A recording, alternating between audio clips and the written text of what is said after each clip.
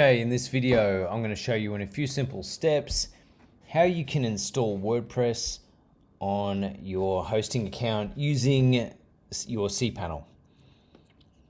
Now, in this example, I'm going to use the WordPress Toolkit because it is super simple to use and it's really feature rich. So assuming you've logged into your cPanel, you want to look over here to the WordPress management, or the other way here is under domains. Let's click here, WordPress management. Okay, so you can see there's a few different options here. We're going to press install WordPress. And you'll see down the left here, it's got your installation path. So for this, I'm going to use this subdomain I set up called demo. And you can optionally put a directory. I'm going to leave no directory there. Website title, you can obviously edit. And you can change this later on as well. You can actually install a plugin set. I have a follow-up video where I tell you the plugins I install one at a time anyway, so you can leave that blank. It's also got the version. Obviously you're best going with the current version. Username, it's going to do this for you. I recommend an obscure username like this because the hackers and scammers out there will definitely try and hack your site if you just call it something like admin, and you can use the generated password. I definitely recommend copying that password that it creates, so you've got a backup of it. And then the email address that it creates, that it uses here, will be based on your cPanel account, but you can set that up to be anything you like. The heart of the website, the database, will all be done for you here. You can change that if you want, but recommend just going with the default, that's fine. And then the automatic update settings. This is something that, you can leave the defaults, it's fine. It'll do all the minor and major updates for you to the core, which is good. The actual plugins more individually, which is probably a good idea. And that's really all there is to it here. You can just press install, let it do its thing.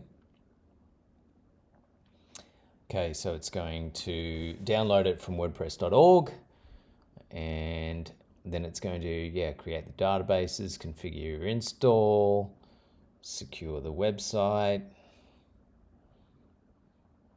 Depending on your internet connection and depending on your server speed, the times of this may vary. And just seeing this finish now.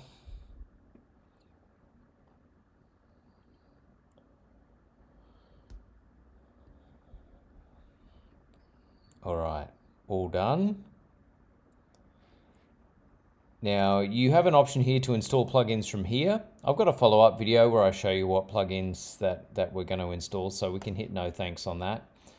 So there's the details of my website there. So all done, all in there, which is great. Shows you the status here. There's a few different options you can have here. Smart update's a good idea because then when it's doing those automatic updates on your core, if there's a problem, it'll let you know before it proceeds.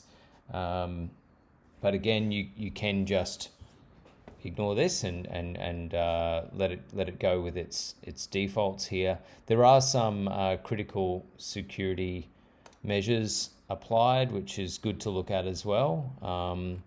You can sort of tick these extra ones as well, which is also a good idea, and then just press secure as well. Just for this video, we're just showing you the basic install. So then off to login, which is like magic, it's going to take you across straight into the website. So here we are. And check my follow-up video, which is the first 5 things I do when I install WordPress. And then there's another video where I show you the first plugins I like to install on a WordPress website. Okay, thanks.